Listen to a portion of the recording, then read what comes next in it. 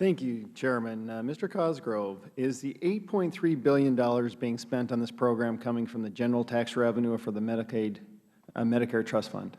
It's coming from the Medicare Trust Funds. So will any seniors face higher premiums for Medicare Part B because of the demonstration project? Yes. All seniors, those in the traditional fee-for-service program as well as those who are in the Medicare Advantage plans, will face slightly higher premiums because of this. Wow. Ms. Perez, my colleague here asked a question in regards to the jurisdiction of the Secretary. Isn't it true that the Secretary has to use prudent use of scientific method and mathematical statistical evaluations of proper studies when they do that role? Yes, under Section 402, there is a requirement that the Secretary consult with experts with respect to those demonstrations. So use our prudent method, so it was very misleading. Mr. Blum, are you a mathematician? No, sir. Statistician? No, sir. And do you see any variance? I mean, you said it hasn't worked very good. Do you believe that by the scientific method and by mathematics that we have achieved living longer today? My understanding is there is longer lifespan. There's a longer lifespan, and it has to do with scientific method. It's about proven scientific process. It's a control group that works. And that's what that man right there is talking to you about. And we just don't throw that out because it's proven over and over again. And I'm a science guy. And so you just don't manipulate data. That's the problem. So, Mr. Cosgrove, you use mathematics and sound scientific method to do your methodology, do you not? Yes, we do. So, in your professional opinion, this does not satisfy that scientific method, does it not? It does not, which is why we recommended canceling the demonstration. I know my good colleague over here was talking about if this program wasn't going into effect, we would see some substantial cuts, would we not?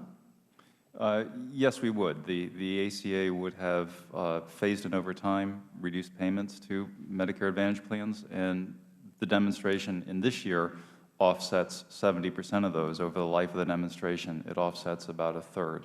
So truth and consequences comes in what time this year? Open enrollment starts, I believe, in October. Is that true? That's correct. So we would be seeing this vast number getting this unexpected news about that time, would we not? Yes. So it goes to my colleagues talking about that this does have political consequences. You know, very interestingly done. Mr. Blum, you said that CMS really doesn't have anything to do with compensation methods. Let me ask you a quick point question. Isn't it true that all Medicare, Medicaid, and all insurance rates are based off of Medicare or Medicaid reimbursement rates set by CMS?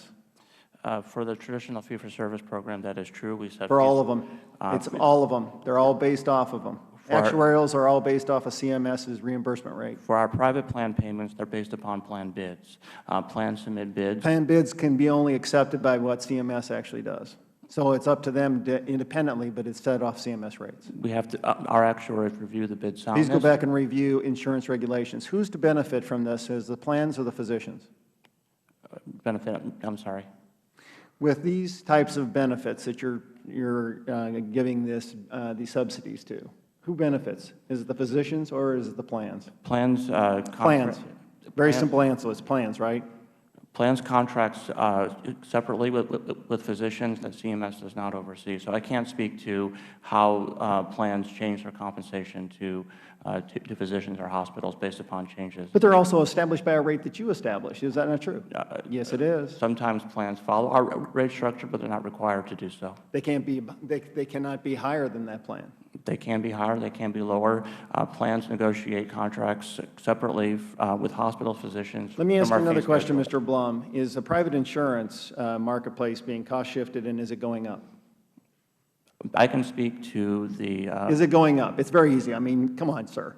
I mean, you're not that naive. You know, and I don't carry government insurance, so I'm very aware. Has it gone up? Double digits? Every year? I track Medicare spending, so I can't speak to private sector, but I can say for Medicare. You have to understand that, because what you're doing is you're manipulating data. And if you don't see the bigger picture here, you're manipulating a small segment here to your benefit. And that's not to the benefit of the seniors or to the process. Is it all right?